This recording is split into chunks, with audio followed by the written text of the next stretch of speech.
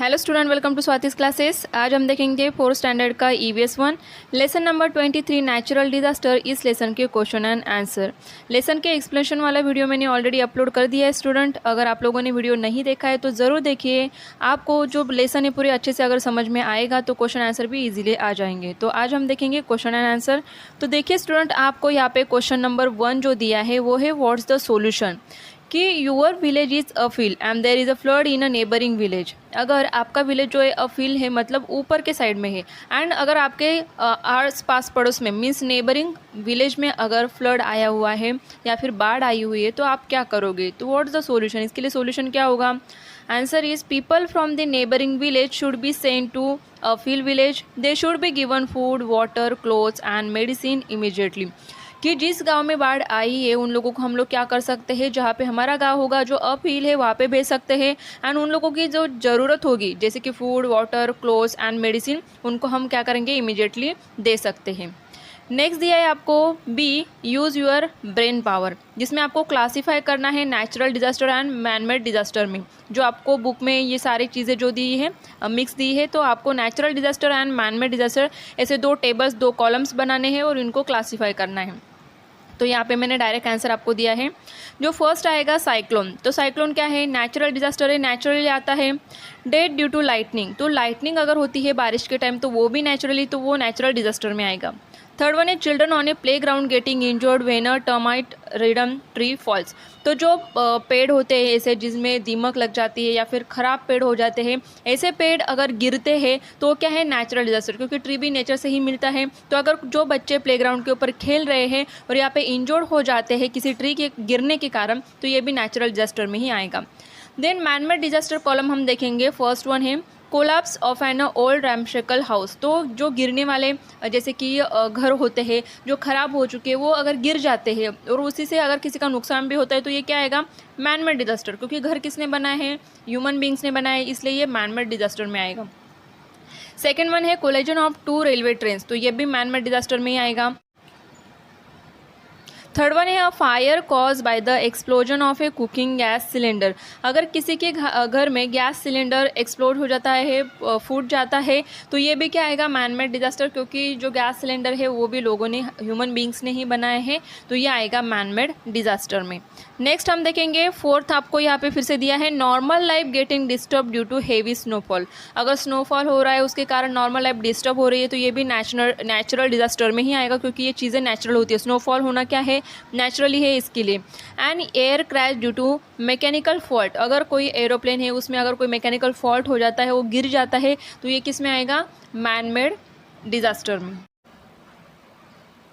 Next आपको दिया है what is the difference between hello storm and snowfall, कि हेल स्टॉर्म एंड स्नोफॉल में डिफरेंस क्या होता है। तो answer is snowfall may not cause serious damage to crops, however hailstorm damage crops in the fields and fruits in orchard। तो देखिए student, जो snowfall होता है ये डैमेज नहीं करता है क्रॉप्स को या फिर फ्रूट्स को, लेकिन जो हेल स्टॉर्म होता है इसके कारण जो हमारे क्रॉप्स होते हैं फील्ड में लगाए हुए या फिर फ्रूट्स होते हैं वो ख़राब हो सकते हैं।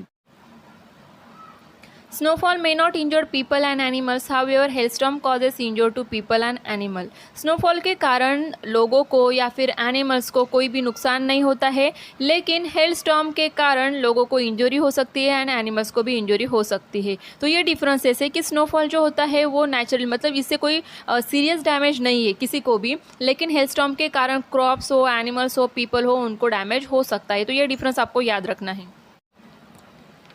नेक्स्ट क्वेश्चन आपको दिया है, if there are animals with fur coats living in place where it snows in the coat with thick और थीन। तो ऐसे एनिमल्स जो कि जहाँ पे स्नो गिरती है ऐसे प्लेसेस पे रहते हैं, तो उनके जो फर कोट होते हैं वो थिक होंगे या फिर थिन होंगे, and what could be the reason for it, और इसके पीछे रीज़न क्या होगा। तो आंसर आएगा if there are animals with fur coats living in places where it snow they will have thick fur coats for protection from cold. कि जहाँ पे बर्फ़ गिरती है तो मोस्टली ऐसे यहाँ पे क्या होते हैं, एनिमल जो होते हैं उनके फर कोट्स काफ़ी थिक होती है। तो इसके पीछे रीज़न क्या आएगा कि जो कोल्ड है वहाँ पे, जो प्लेसेस है वहाँ पे काफ़ी ठंड होगी, तो उनसे बचने के लिए उनके जो फर कोट होते हैं वो काफ़ी थिक होते हैं।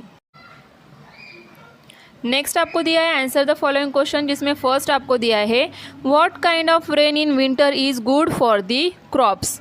कि विंटर में जो किस तरीके की रेन होती है जो हमारे क्रॉप्स के लिए अच्छी होगी। तो आंसर आएगा occasional light shower in winter good for the crops. Occasionally जो लाइट थोड़ा सा कम वाला जो शावर होगा, जो बारिश होती है, वो अच्छी होती है विंटर सीजन में क्रॉप्स के लिए।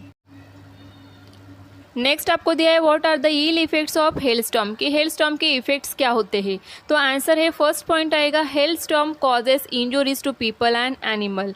हेल स्टॉर्म के कारण लोगों को इंजरी हो सकती है, एनिमल्स को इंजरी हो सकती है।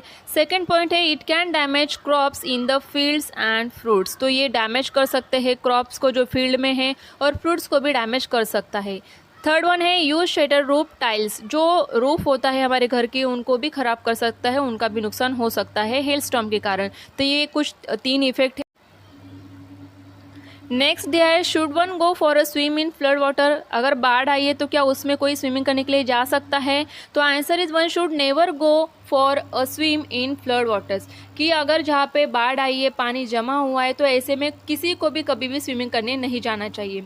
फोर्थ वन है how does a tsunami affect vehicle on the coast, कि अगर जहाँ पे सुनामी आया है वहाँ की जो कोस्ट एरिया रहेगा वहाँ पे व्हीकल्स पे किस तरीके से अफेक्ट हो सकता है। तो tsunami throws away vehicles on the coast along with people in them quite distance and vehicles are crush, कि जहाँ पे सुनामी आता है उसके किनारे पर अगर व्हीकल्स है, उनमें लोग बैठे हुए, तो सुनामी के कारण जो व्हीकल्स होंगे ये थ्रो अवे मतलब दूर फेंके जाते हैं, जिनके कारण लोगों को भी नुकसान होता है एंड उनके व्हीकल जो होते हैं उनको भी नुकसान होता है।